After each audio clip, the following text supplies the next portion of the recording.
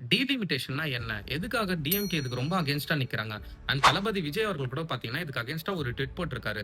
எதனால தமிழ்நாட்டுக்கு இது பாதிப்பா ஆகப்போது? ஸோ இத பத்தி நம்ம டீட்டெயிலா தெரிஞ்சுக்கலனாலும், பேசிக்கா என்னன்றத கண்டிப்பா தெரிஞ்சுக்கணும்.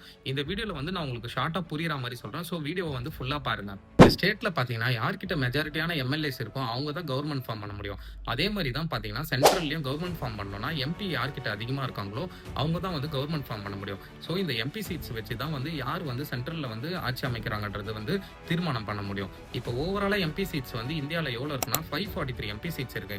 இது எல்லா ஸ்டேட்டுக்கும் ஒரே மாரி இருக்கும்னு பார்த்தீங்கன்னா கிடையாது. ஒரு ஸ்டேட்டுக்கும் ஒரு டிஃபரன்ஸா இருக்கும்.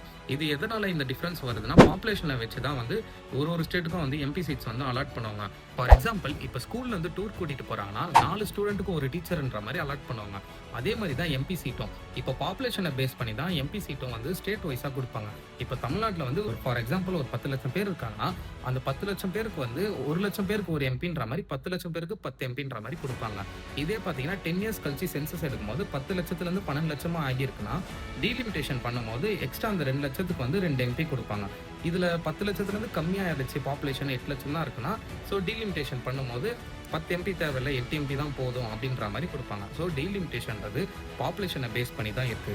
தமிழ்நாட்டுல வந்து ஏன் இதுக்கு வந்து அகைன்ஸ்ட்டா பேசுறாங்கன்னா, 1971ல இந்திரா காந்தி பீரியட் அப்போ என்ன பண்ணாங்கன்னா, பாப்புலேஷன் வந்து கண்ட்ரோல் பண்ணணுன்ட்டு ஒரு ரூல்ஸ் போட்டாங்க.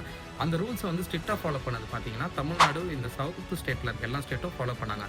ஆனா நார்த் சைட்ல பார்த்தீங்கன்னா, யாருமே இத ஃபாலோ பண்ணல. ஸோ நம்ம பார்த்தீங்கன்னா, பாப்புலேஷன கண்ட்ரோல் பண்ணிட்டோம். அத கண்ட்ரோல் பண்ணதுனால நம்மளுக்கு பார்த்தீங்கன்னா சீட்ஸ் கம்மி. நார்த் சைடு பார்த்தீங்கன்னா கண்ட்ரோல் பண்ணல. அவங்க வந்து டபுள், ட்ரிபிளா ஆயிடுச்சு அப்படியே பாப்புலேஷன். ஸோ ஒரு ரூல்ஸ்ன்றது எல்லா ஸ்டேட்டுக்குமானது தான். ஸோ நம்ம தமிழ்நாடு கவர்மெண்ட் என்ன சொல்றாங்கன்னா, டீலிமிட்டேஷன் இப்ப பண்ணக்கூடாது.